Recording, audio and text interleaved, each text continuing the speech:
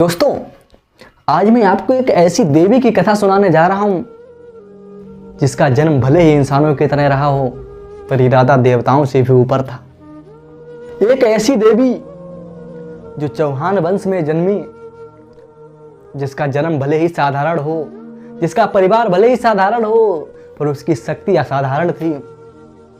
बहुत छोटी ही उम्र में भगवान की भक्ति में लीन हो गई।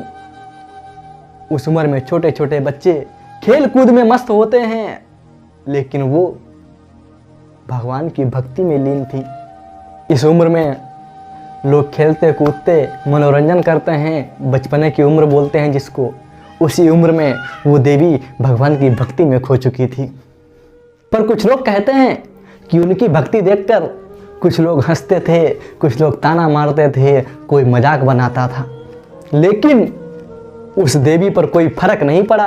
कहते हैं ना कि जिसका रिश्ता भगवान से जुड़ चुका हो ना, उसको दुनिया की बातों से कोई फर्क ही नहीं पड़ता साथियों। और एक दिन ऐसा आया कि वो सदा सदा के लिए समाधि में चली गई। इस नश्वर दुनिया में रहते हुए भी ना सच्चाई की दुनिया में अमर हो गई। और आज भी उनके दरबार में करोड़ों लोग आते हैं और अपनी औकात से भी ज्यादा झोली भर कर जाते हैं। जी हाँ साथियों, मैं बात कर रहा हूँ उत्तर प्रदेश के मैनपुरी जिले में बसा एक छोटा सा गांव जिसका नाम है फादिलपुर।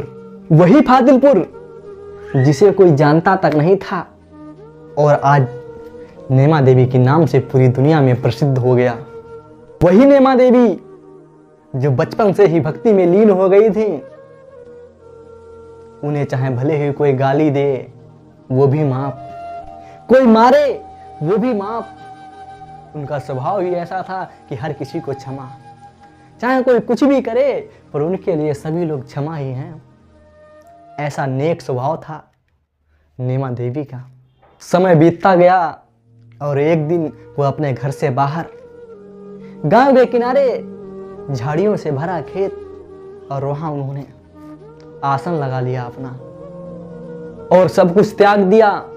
न खाना न पानी, बस आंखें बंद करके भगवान की भक्ति में लीन बहुत गहरी समाधि लगा ली। किसी से कोई मतलब नहीं, चाहे कोई कुछ भी करे, बस वो देवी तो अपनी भक्ति में लीन थी। बताया जाता है कि इसी स्थिति में कई वर्षों तक बैठी रहीं। कुछ लोग तो कहते हैं ना कि उनके हाथ और पैरों के जो नाखून थे ना वो चूहे खा गए, फिर भी उनकी समाधि नहीं टूटी। भगवान की भक्ति में इतना लीन कि उनके सारे नाखून चूहे खा गए और उन्हें पता तक नहीं। ऊपर नीचे तक सांप रेंगते थे, चूहे बिच्छे, कोई कुछ भी कहीं भी हो, चाहे उनके ऊपर चढ़े या कहीं भी घूमे, उन्हें कोई मतलब नहीं साथियों। कुछ लोगों ने विद्रोह भी किया कि देवी की कैसे न कैसे समाधि टूटे, पर लेकिन किसी ने उन्हें हिला तक नहीं पाया।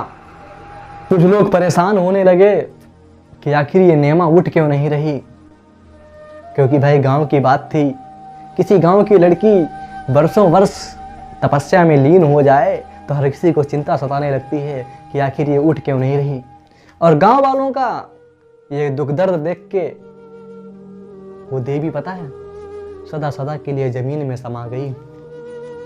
और यहीं से चमत्कारों की शुरुआत होती है।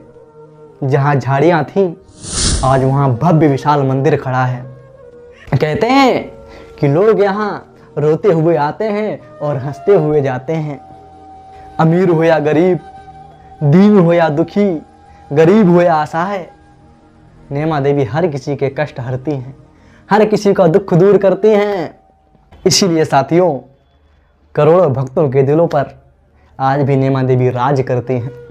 अगर आपने भी नेमा देवी के बारे में सुना है या नेमा देवी के दरबार में गए हो या फिर इस वीडियो को देखकर नेमा देवी के दरबार में जाना चाहते हो तो कमेंट बॉक्स में जरूर लिखिए।